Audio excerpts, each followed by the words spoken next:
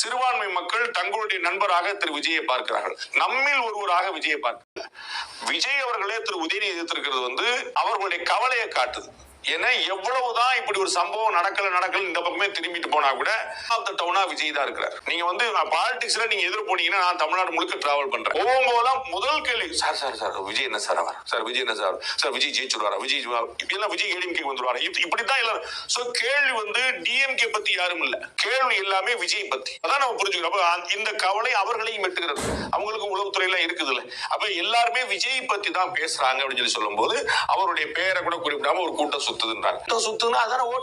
திமுகவுடைய கவலை கண்ணில் தெரிகிறது. அவர்கள் எப்படின்னா அவங்க என்ன நினைச்சிட்டாங்க அப்படின்னா திமுகவுடைய வாக்குகள் பிளவுபடும், அதாவது திமுக எதிர்ப்பு வாக்குகள் பிளவுபடும் நினைச்சாங்க.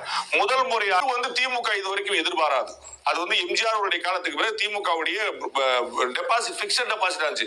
அது ஆட்டோமேட்டிக்கா உள்ளதாப்பா கணக்கு அப்படின்னு இருந்துச்சு. முதல் முறையாக அந்த பிக்ஸட் டெபாசிட் எழுந்துட்டு கரண்ட் அக்கௌண்ட்டுக்கு மாறிடுச்சு. அது ஓஹோ என்ன பார்ப்போம் அப்படின்னு. அது ஒரு பெரிய கவலையை திமுக ஏற்படுத்தி இருக்கிறது தெரியுது.